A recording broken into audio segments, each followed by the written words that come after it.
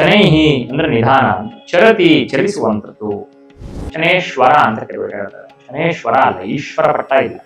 ಶನೈಶ್ಚರ, ಸೌರಿ ಅನ್ನುವಂತ ಹೆಸರನ್ನ ಹೇಳ್ತಾರೆ. ಯಮಾಗ್ರಜ ಅಂತ ಹೇಳ್ತಾರೆ, ಯಮನಿಗೆ ಅಗ್ರಜ, ಸೂರ್ಯನ ಮಗನಾಗಿರ್ತಕ್ಕಂಥವನು ಶನಿ. ಯಾವಾಗ ಈ ಶನೈಶ್ಚರನ ಬದಲಾವಣೆ ಅನ್ನುವಂಥದ್ದು ಉಂಟಾಗತ್ತೆ, ಆಗ 12 ರಾಶಿಯವರ ಮೇಲೆ ಅದರ ಒಂದು ಪರಿಣಾಮ ಅನ್ನುವಂಥದ್ದು ಇರುತ್ತೆ. ವ್ಯಕ್ತಿ ಒಳ್ಳೆಯ ಸ್ಥಾನದಲ್ಲಿ ಇರ್ತಾನೆ, ಆದ್ರೆ ಆ ಒಳ್ಳೆಯ ಸ್ಥಾನದಿಂದ ಏಕಾಏಕಿ ಏನೋ ಸಮಸ್ಯೆಗಳಾಗಿ ಪತನ ಆಗುವಂಥದ್ದು. ಹಾಗಾದ್ರೆ ಜನ ಹೆದರ್ಕೋಬೇಕಾ ಅಂತಂದ್ರೆ ಖಂಡಿತ ಇಲ್ಲ. ಯಾಕೆ ಅಂತಂದ್ರೆ ಕಷ್ಟಪಟ್ಟು ಕೆಲಸ ಮಾಡುವಂತಹ ವರ್ಗ ಯಾರಿರ್ತಾರೆ ಅಂತವರಿಗೆ ಶನಿಯ ಒಂದು ಪ್ರಭಾವ ಅನ್ನುವಂಥದ್ದು ಕಡಿಮೆ.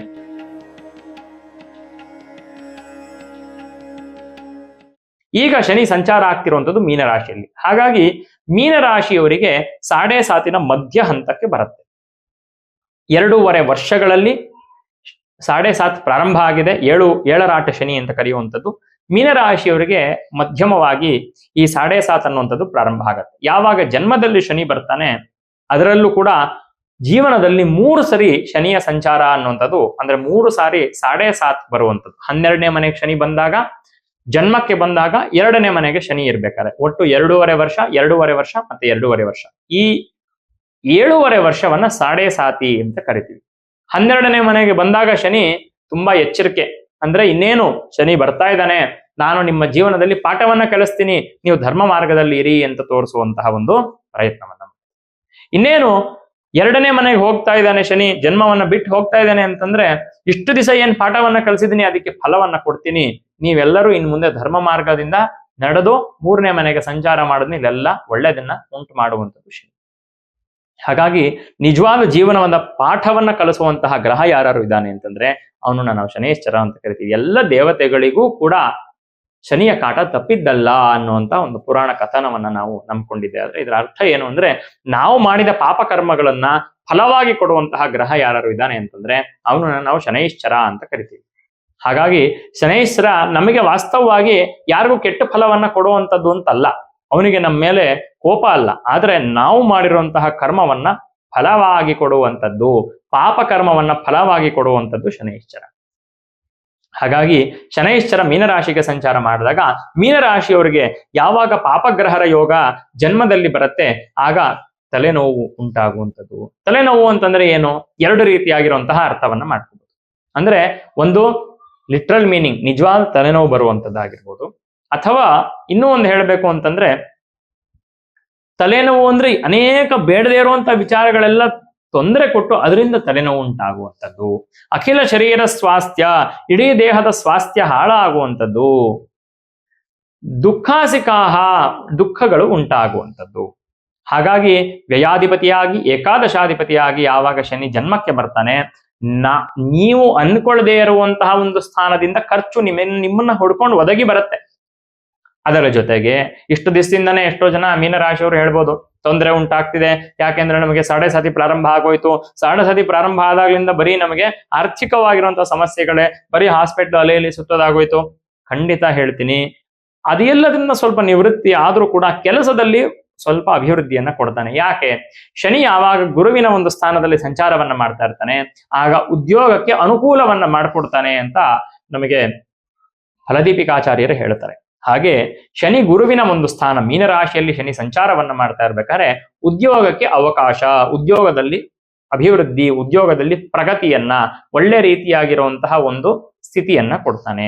ಆದ್ರೆ ಲಾಭಾಧಿಪತಿ ವ್ಯಯಾಧಿಪತಿ ಆದ ಕಾರಣ ಲಾಭವನ್ನ ನಿವೃತ್ತಿ ಮಾಡ್ತಾನೆ, ವ್ಯಯವನ್ನ ಹೆಚ್ಚು ಮಾಡ್ತಾನೆ. ಅವನ ಸ್ವಭಾವವೇ ಹಾಗೆ, ಯಾವುದು ಸಮಸ್ಯೆ ಇದೆಯೋ ಅದನ್ನ ಕೊಡ್ತಾನೆ.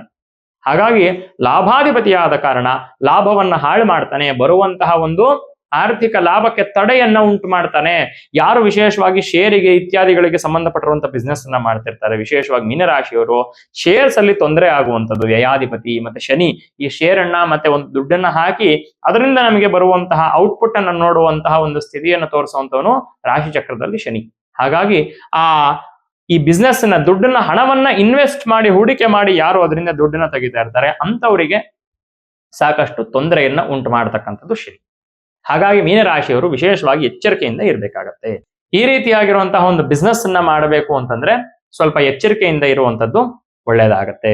ಇಲ್ಲ ಅಂತಾದ್ರೆ ಶನಿಯ ಒಂದು ಪ್ರಭಾವದಿಂದ ಒಂದಷ್ಟು ಹಣ ವ್ಯಯ ಆಗುವಂತಹ ಸಾಧ್ಯತೆಗಳು. ಮತ್ತೆ ದೇಹದಲ್ಲಿ ಅನೇಕ ವ್ಯಾಧಿಗಳು ಶನಿಯಿಂದ ಚಿಂತನೆ ಮಾಡಿದ್ರೆ ಮೂಳೆ, ಮಜ್ಜೆ ಮತ್ತೆ ಅಂದ್ರೆ ಮಸಲ್ ಮತ್ತೆ ಬೋನ್ ಇದಕ್ಕೆ ಸಂಬಂಧಪಟ್ಟಿರುವಂತಹ, ಅಂದ್ರೆ ಈಗ ನಾವೆಲ್ಲ ನೋಡ್ತಿರುವಂತದ್ದು ಏನು ಅಂತಂದ್ರೆ ಈ ಎಲ್ಲರಿಗೂ ಕೂಡ ಆರ್ಥರೈಟಿಸ್, ಸ್ಪಾಂಡಿಲೋಸಿಸ್ ಈ ರೀತಿಯಾಗಿರುವಂತಹ ಮೂಳೆ ಮತ್ತೆ ಅದರ ಮಧ್ಯದಲ್ಲಿರುವಂತಹ ಮಾಂಸಗಳಿಗೆ ಸಂಬಂಧಪಟ್ಟಿರುವಂತಹ ಅನೇಕ ವ್ಯಾಧಿಗಳನ್ನ ನೋಡ್ತಾ ಇದ್ದೀವಿ. ಮೀನರಾಶಿಯವರು ನಿಮ್ಮ ಜೀವನ ಶೈಲಿಯಿಂದ ತುಂಬಾ ಎಚ್ಚರಿಕೆಯಿಂದ ಇಟ್ಕೋಬೇಕು. ಅವಾಗ ಏನಾಗತ್ತೆ ಅಂತಂದ್ರೆ ಇದರಿಂದ ಬರುವಂತಹ ಸಮಸ್ಯೆಗಳನ್ನ ನಾವು ಸ್ವಲ್ಪ ತಡೆದಾಗತ್ತೆ. ಅದರ ಜೊತೆಗೆ ವಿಶೇಷವಾಗಿ ಅವಶ್ಯವಾಗಿ ಶನಿ ಪ್ರಾರಂಭ ಆದಾಗ್ಲಿಂದ, ಅಂದ್ರೆ ಶನಿಯ ಒಂದು ಸಾಡೆ ಪ್ರಾರಂಭ ಆದಾಗ್ಲಿಂದ ಒಂದು ಪಕ್ಷ ಶನಿ ಶಾಂತಿಯನ್ನ ಮಾಡ್ಲಿಲ್ಲ ಅಂತಂದ್ರೆ ಅವಶ್ಯವಾಗಿ ಆರ್ಥಿಕವಾಗಿ ಸ್ವಲ್ಪ ಚೆನ್ನಾಗಿರತಕ್ಕಂಥವ್ರು ಶನಿ ಶಾಂತಿಯನ್ನ ಪೂರ್ಣ ಕ್ರಮದಲ್ಲಿ ಮಾಡಿ, ನವಗ್ರಹ ಪುರಸ್ಸರವಾಗಿ ಶನಿಗೆ ಜಪವನ್ನ ಮಾಡಿಸಿ, ತತ್ಸಂಬಂಧ ದಶಾಂಶ ಹೋಮವನ್ನು, ಶತಾಂಶ ಹೋಮವನ್ನು ಅಂದ್ರೆ 100ರಷ್ಟಾಗ್ಲಿ ಅಥವಾ 10 ಪಟ್ಟಾಗ್ಲಿ ಹೋಮಾದಿಗಳನ್ನ ಮಾಡಿಸಿ ಆ ನೀರಿನ ಪ್ರೋಕ್ಷಣೆಯನ್ನ ಮಾಡಿಕೊಂಡು ಆ ಒಂದು ಪ್ರಸಾದ ಭಸ್ಮ ಅಂದ್ರೆ ರಕ್ಷೆ ಅನ್ನುವಂಥದ್ದು ಏನಿರುತ್ತೆ ಅದನ್ನು ನಿತ್ಯ ಧಾರಣೆಯನ್ನ ಮಾಡುವಂಥದ್ದು ತುಂಬಾ ಒಳ್ಳೆಯದು. ಅದರ ಜೊತೆಗೆ ಈ ಸಾಡೆ ಸಾತಿನ ಒಂದು ಸಮಯದಲ್ಲಿ ಕಪ್ಪು ಬಟ್ಟೆಯನ್ನ ಹಾಕುವಂಥದ್ದು, ವಾಸ್ತವವಾಗಿ ಕಪ್ಪು ಬಟ್ಟೆಯನ್ನ ಶಾಸ್ತ್ರೀಯವಾಗಿ ಹಾಕುವಂಥದ್ದೇ ನಿಷಿದ್ಧ. ಕಪ್ಪು ಬಟ್ಟೆಯನ್ನು ಧಾರಣೆ ಮಾಡಬಾರದು ಅಂತ ಶಾಸ್ತ್ರ ಹೇಳುತ್ತೆ. ಅದರಲ್ಲೂ ಕೂಡ ಸಾಡೆ ಸಾತಿನ ಒಂದು ಸಮಯದಲ್ಲಿ ಕಪ್ಪು ಬಟ್ಟೆಯನ್ನ ಧಾರಣೆ ಮಾಡುವಂಥದ್ದು, ನೀಲಿ ವಸ್ತ್ರವನ್ನ ಧಾರಣೆ ಮಾಡುವಂಥದ್ದು ತುಂಬಾ ತೊಂದರೆಯನ್ನ ಉಂಟು ಮಾಡುವಂಥದ್ದು, ನೆಗೆಟಿವ್ ಎನರ್ಜಿಯನ್ನ ಅದು ನಿಮ್ಮ ಕಡೆ ಆಕರ್ಷಣೆಯನ್ನ ಮಾಡುತ್ತೆ. ಹಾಗಾಗಿ ತೊಂದರೆಗಳು ಅನ್ನುವಂಥದ್ದು ಉಂಟಾಗತ್ತೆ. ಮೀನರಾಶಿಯವರು ಒಟ್ಟಾರೆ ಹೇಳಬೇಕು ಅಂತಂದ್ರೆ ಹೊಸದಾಗಿರುವಂತಹ ವೃತ್ತಿಯನ್ನ ಮಾಡಬೇಕು ಅಂತಂದ್ರೆ, ಇನ್ವೆಸ್ಟ್ಮೆಂಟ್ ಅನ್ನ ಮಾಡಬೇಕು ಅಂತಂದ್ರೆ ಎಚ್ಚರಿಕೆಯಿಂದ ಇರಿ. ಇರೋ ವೃತ್ತಿಯಲ್ಲಿ ನಿಮಗೆ ಪ್ರಗತಿ ಸಿಗತ್ತೆ. ಅನೇಕ ದೈಹಿಕವಾಗಿರುವಂತಹ ಕಾಲು ನೋವು, ಕೈ ನೋವು, ಕುತ್ತಿಗೆ ನೋವು ಇತ್ಯಾದಿ ಅನೇಕ ರೋಗಗಳು ಬರುತ್ತೆ. ಶನಿ ಶಾಂತಿಯನ್ನ ಮಾಡಿ. ಹಾಗಾದ್ರೆ ಶನಿ ಶಾಂತಿ ಮಾಡಕ್ ಆಗದೆ ಇರೋರು ಏನ್ ಮಾಡ್ಬೇಕು ಅಂತಂದ್ರೆ, ಶನಿ ಆಂಜನೇಯನಿಗೆ ಮಿತ್ರತ್ವ, ಆಂಜನೇಯ ಶನಿ ಇಬ್ರು ಕೂಡ ಮಿತ್ರರು. ಹಾಗಾಗಿ ಯಾರು ಆಂಜನೇಯನನ್ನ ಅರ್ಚನೆ ಪೂಜೆ ಆದಿಗಳನ್ನ ಮಾಡ್ತಾರೆ ಅಂತವರಿಗೆ ಶನಿಯ ಒಂದು ಉಪದ್ರವ ಅನ್ನುವಂಥದ್ದು ಕಡಿಮೆ ಆಗತ್ತೆ. ಹಾಗಾಗಿ ಆಂಜನೇಯ ಸ್ವಾಮಿಗೆ ಒಡೆ ಹಾರವನ್ನ ಸಮರ್ಪಣೆ ಮಾಡುವಂಥದ್ದು, ಆಂಜನೇಯ ಸ್ವಾಮಿಗೆ ವಿಳ್ಯದೆಲೆ ಹಾರವನ್ನ ಸಮರ್ಪಣೆ ಮಾಡುವಂಥದ್ದು, ಅಭಿಷೇಕವನ್ನ ಮಾಡಿಸುವಂಥದ್ದು, ಪೂಜೆಯನ್ನ ಮಾಡುವಂಥದ್ದು, ಹನುಮಾನ್ ಚಾಲಿಸ ಪಾರಾಯಣವನ್ನ ಮಾಡುವಂಥದ್ದು, ಶನಿ ಬ್ಯಾಲೆನ್ಸ್ ಆಗ್ತಾನೆ. ಅದರ ಜೊತೆಗೆ ಶನಿ ಈಶ್ವರನನ್ನ ಪೂಜೆ ಮಾಡ್ತಾನೆ.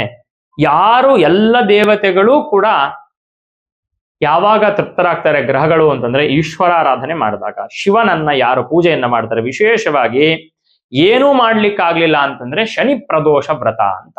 ಅಂದ್ರೆ ಪ್ರದೋಷ ಕಾಲ ಅಂದ್ರೆ ಸೂರ್ಯ ಅಸ್ತಕ್ಕೆ 1 ಗಂಟೆ ಮುಂಚೆ, ಅಸ್ತ ಆಗಿ 1 ಗಂಟೆ ನಂತರ ಪ್ರದೋಷ ಕಾಲ ಅಂತ ಕರಿತೀವಿ. ಈ ಒಂದು ಕಾಲದಲ್ಲಿ ಶನಿವಾರದಂದು ಈಶ್ವರನಿಗೆ ಬೆಳಗ್ಗಿಂದ ಸ್ವಲ್ಪ ಫಲಹಾರವನ್ನಾದ್ರೂ ತಗೊಂಡು, ಅಥವಾ ಉಪವಾಸ ಇರಲಿಕ್ಕೆ ಸಾಧ್ಯ ಆಯ್ತು ಅಂದ್ರೆ ಉಪವಾಸ ಇದ್ದು ಸಾಯಂಕಾಲ ಈಶ್ವರಾರಾಧನೆ ಮಾಡಿದ್ರೆ ಈ ಶನಿಯಿಂದ ಬರುವಂತಹ ಅಷ್ಟು ದೋಷಗಳು ನಿವೃತ್ತಿ ಆಗತ್ತೆ.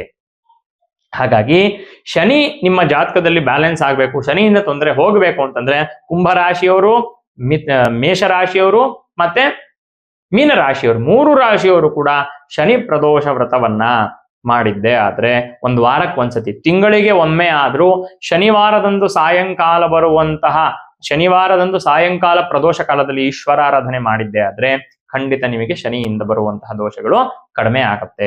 ಡಾಕ್ಟರ್ ಶಿವರಾಮ್ ಭಟ್ ಅವರ ನೇತೃತ್ವದಲ್ಲಿ ಇದೇ ಏಪ್ರಿಲ್ 30ರ ಅಕ್ಷಯ ತೃತೀಯ ದಿನದಂದು ಅಷ್ಟಲಕ್ಷ್ಮಿ ಮಹಾಯಾಗವನ್ನ ಹಮ್ಮಿಕೊಂಡಿದೆ. ಯಾಗದಲ್ಲಿ ಭಾಗವಹಿಸುವವರಿಗೆ 48 ದಿನಗಳಿಂದ ಪೂಜಿಸಲ್ಪಟ್ಟ ಅಷ್ಟಲಕ್ಷ್ಮಿ ಯಂತ್ರ ಹಾಗೂ ಶ್ರೀ ರಕ್ಷೆಯನ್ನ ಕೊಡಲಾಗುವುದು. ಎಲ್ಲರೂ ಈ ಯಾಗದಲ್ಲಿ ಭಾಗವಹಿಸಿ ಶ್ರೀ ತಾಯಿಯ ಕೃಪೆಗೆ ಪಾತ್ರರಾಗಿ. ಹೆಚ್ಚಿನ ಮಾಹಿತಿಗಾಗಿ ದೇವರಿಗತಿ.com ವೆಬ್ಸೈಟ್ ಅನ್ನ ಪರೀಕ್ಷಿಸಿ ಅಥವಾ ಈ ಕೆಳಗಿನ ನಂಬರ್ಗೆ ಸಂಪರ್ಕಿಸಿ.